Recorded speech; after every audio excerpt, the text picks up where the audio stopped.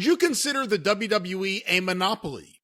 Wrestlers such as Scott Steiner, Buff Bagwell, and Taz have all stated yes, whereas Hulk Hogan has said no, because WWE is in the entertainment business and there are many forms of entertainment. Oh, good Lord. What say you?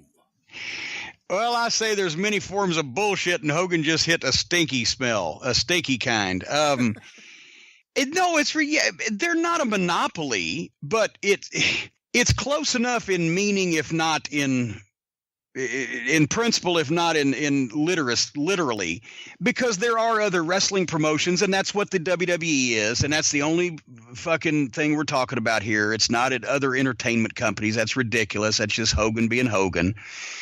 There are other wrestling companies, and there are a few where you can make some money, but what is the market share? And if you take New Japan out of the equation, because you're just talking about domestic North American companies, what is it, 94% to 6 that the WWE is and now with this TV deal, that'll get farther.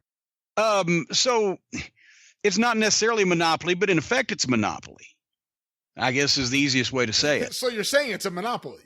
Yeah, pretty much. I mean, it's not the strict definition of a monopoly as if you've cornered the world and you're the only one providing that service. And no, there are other people providing that service, but all of them together account for a 20th of the market, and you've got the other fucking 19/20ths, then you pretty much got a monopoly. It's funny, back when it happened in the 80s, people were ready to kill Vince McMahon.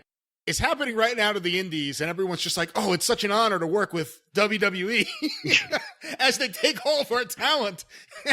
Well, that's because it's a whole nother generation. The promoters that have gotten involved in the business are just like the wrestlers that have gotten involved in the business. They have grown up. They have had now some of them their whole lives not knowing how this shit actually worked and why. And they've either read shit or you just see some of the things that people write on the internet that they think of that are true about wrestling, and that the way things are done, and that just anything. So a bunch of those people have become promoters and wrestlers, and they don't even know that what they're doing is either stupid or offensive. They just do it. But that goes back to the other question. The guys in the business, the promoters in the business, in previous years, just because that people knew, and even if there was an internet saying these things, the boys wouldn't be corroborating it. The promoters wouldn't be corroborating it. Nobody would be validating that information. Still, the program that would be being presented would be the one that the kayfabe one that they wanted you to see and let you know whatever you fucking know, but this is going to be the program. But now the younger generation has just gone with it and said, okay, well, we'll just be silly and goofy because people get a kick out of it. And it was a different breed in the business at that time that just because they had the ability to would not have constantly exposed or talked about the business or whatever. And I love when people say, well, Cornette does it. He exposes the business every time he does a podcast. Well, no shit at this point, but at least I'm able to fucking tell you what the truth was, the way things actually fucking happened.